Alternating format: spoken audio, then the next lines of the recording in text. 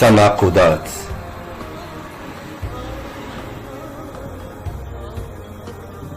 وما بين حب وحب أحبك أنت، وما بين واحدة ودعتني وواحدة سوف تأتي أفتش عنك هنا وهناك، كأن الزمان الوحيد زمانك أنت، كأن جميع الوعود تصب بعينيك أنت.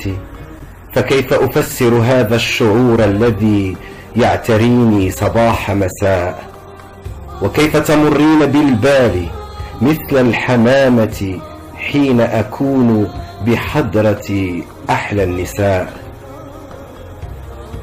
وما بين وعدين وامرأتين، وبين قطار يجيء وآخر يمضي، هنالك 5 دقائق، هنالك 5 دقائق أدعوك فيها لفنجان شاي قبيل السفر، هنالك 5 دقائق بها أطمئن عليك قليلا، وأشكو إليك همومي قليلا، وأشتم فيها الزمان قليلا، هنالك 5 دقائق بها تقلبين حياتي قليلا.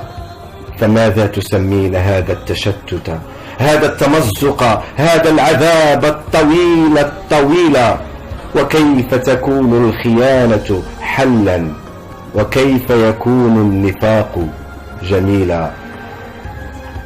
وبين كلام الهوى في جميع اللغات، وبين كلام الهوى في جميع اللغات، هناك كلام يقال لأجلك أنت، وشعر سيربطه الدارسون بعصرك أنت.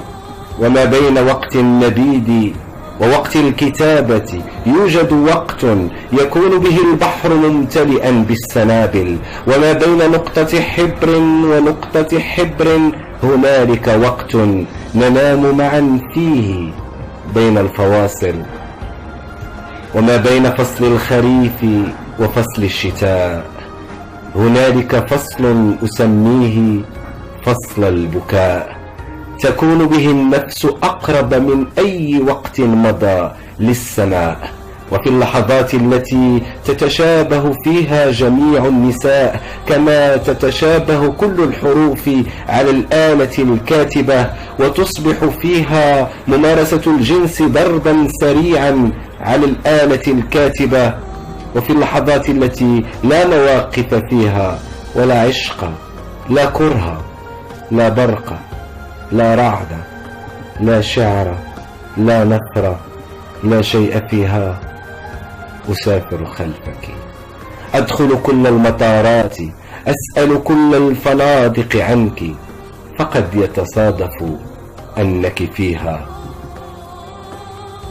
وفي لحظات القنوط، هبوط، السقوط، الفراغ، الخواء، وفي لحظات انتحار الأماني وموت الرجاء، وفي لحظات التناقض حين تصير الحبيبات والحب ضدي، وتصبح فيها القصائد ضدي، وتصبح حتى النهود التي بايعتني على العرش ضدي. وفي اللحظات التي أتسكع فيها على طرق الحزن وحدي أفكر فيك لبضع ثوان فتغدو حياتي حديقة وردي.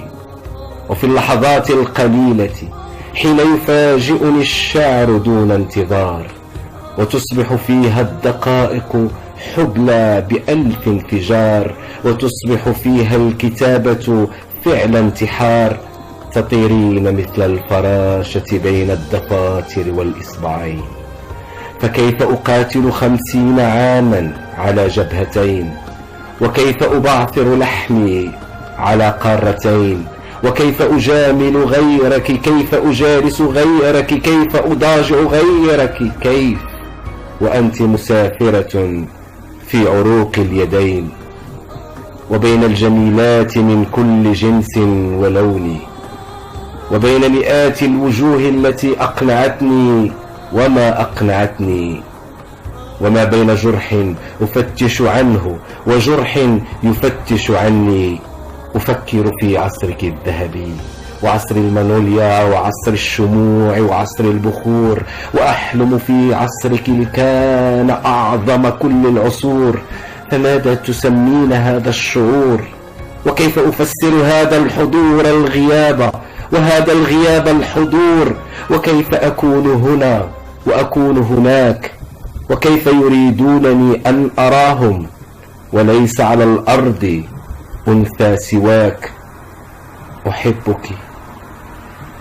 أحبك حين أكون حبيب سواك، وأشرب نخبك حين تصاحبني امرأة للعشاء، ويعثر دوما لساني فأهتف باسمك حين أنادي عليها، وأشغل نفسي خلال الطعام بدرس التشابه بين خطوط يديك وبين خطوط يديها، وأشعر أني أقوم بدور المهرج حين أركز شال الحرير على كتفيها، وأشعر أني أخون الحقيقة حين أقارن بين حنيني إليك وبين حنيني إليها. فماذا تسمين هذا؟ ازدواجا، سقوطا، هروبا، شذوذا، جنونا؟ وكيف أكون لديك وأزعم أني لديها؟